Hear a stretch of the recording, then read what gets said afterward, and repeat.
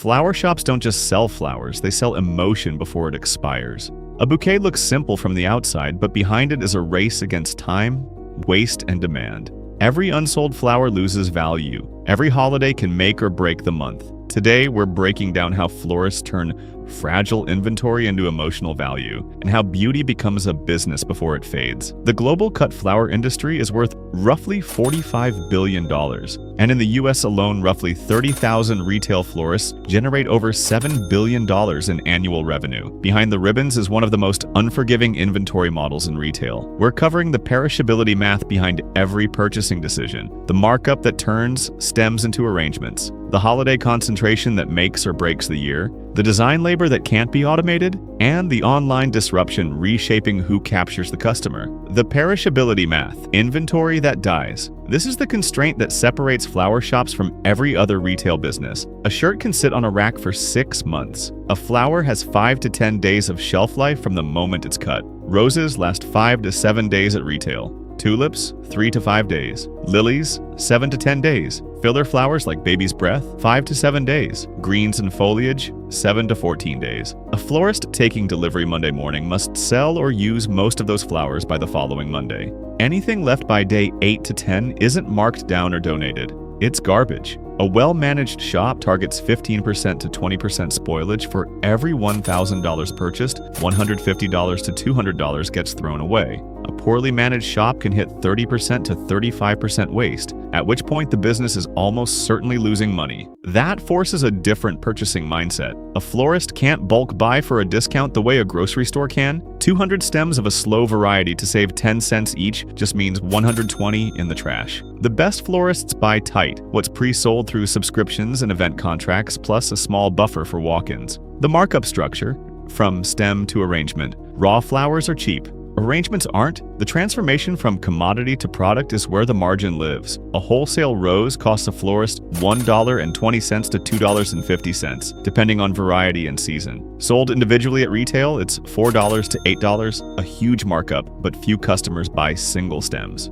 The real product is the arrangement. Take a mixed bouquet of 15 stems. Flowers cost $12 to $18, plus container and ribbon at $3 to $5, for total COGS of $15 to $23. Retail price, $45 to $75. Gross margin, 55% to 70%. That margin has to cover design labor, wasted flowers, rent, the delivery vehicle, and refrigeration. After all of it, a typical shop nets just 8% to 12% of revenue. Delivery itself isn't a profit center. Florists charge $12 to $18 for local delivery, and the real cost, driver wage, fuel, depreciation, insurance, runs $10 to $14. It preserves margin rather than adding to it. Then there's the wire service trap. FTD, Teleflora, and 1-800-Flowers take a 20% to 27% cut of every order they route to a local florist. A $60 order through FTD nets the shop roughly $44 to $48 after fees, and the shop still has to cover $15 to $20 in flowers and materials plus delivery, netting just $10 to $18 on a $60 transaction. The holiday concentration. One day can save the year. No retail category concentrates around holidays like flowers do. Valentine's Day alone can be 25% to 30% of annual revenue.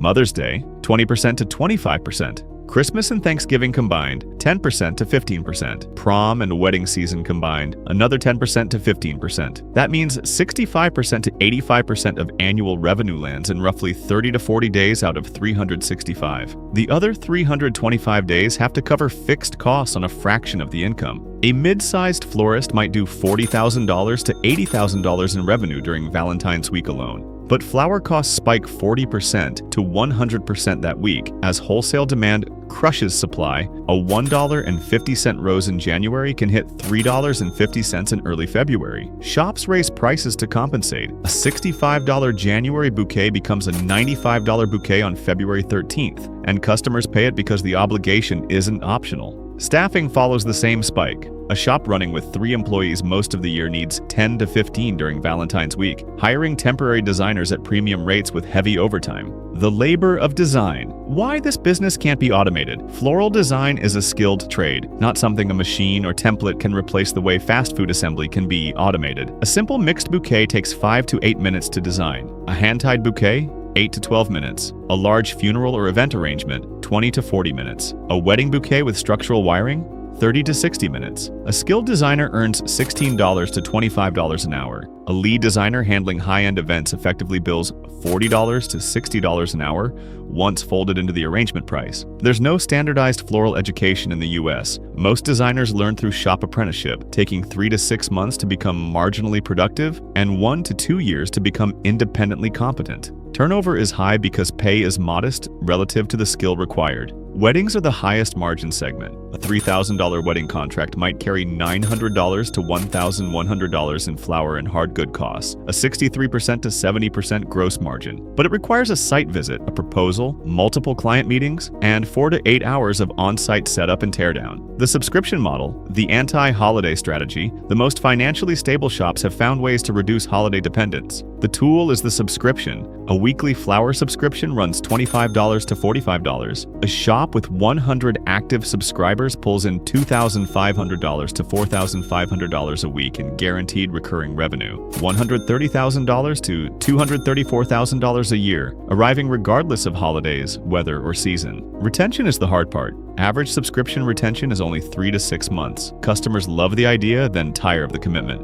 A shop retaining 40% of subscribers past 6 months is doing well. The rest must be constantly replaced through marketing and referrals. Acquiring a new subscriber costs roughly $15 to $30. At 3 months and $35 a week, lifetime value is $420. Acquisition cost under 7% of LTV. The challenge isn't acquiring subscribers, it's keeping them. Some shops lean on corporate accounts instead, offices, restaurants, hotels, and medical practices buying weekly arrangements. A single account buying 2 $60 arrangements a week generates $6,240 a year. 10 accounts lock in $62,400 annually. These are stickier since switching florists is an operational hassle for a business, so once they're in, they stay. The verdict: how the survivors adapt. The flower shop industry has been in slow decline for 15 years, dropping from roughly 26,000 US retail florists in 2010 to under 19,000 in 2026. But the survivors aren't struggling, they're thriving because the weak shops have exited. The losing model relies entirely on walk-in traffic, wire service orders, and holiday spikes. It's been crushed by grocery store floral departments, online brokers, and rising rent. Grocery stores now sell 50% of all cut flowers in America, not because they do it better, but cheaper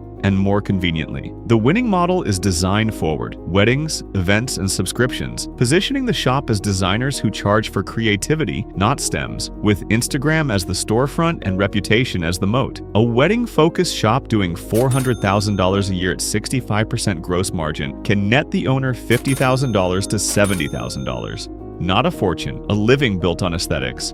Online brokers like FTD, 1-800-Flowers, and Bloom Nation Don't Grow Flowers design arrangements or own delivery vans. They own the customer relationship and the search ranking, skim 20% to 27%, and pass fulfillment to a local shop. Florists resist this, but many participate anyway, since turning down orders is hard when revenue is seasonal. The shops winning long-term are investing in their own websites and direct order systems, so the wire service becomes optional rather than essential. The flower business is beautiful and brutal in equal measure.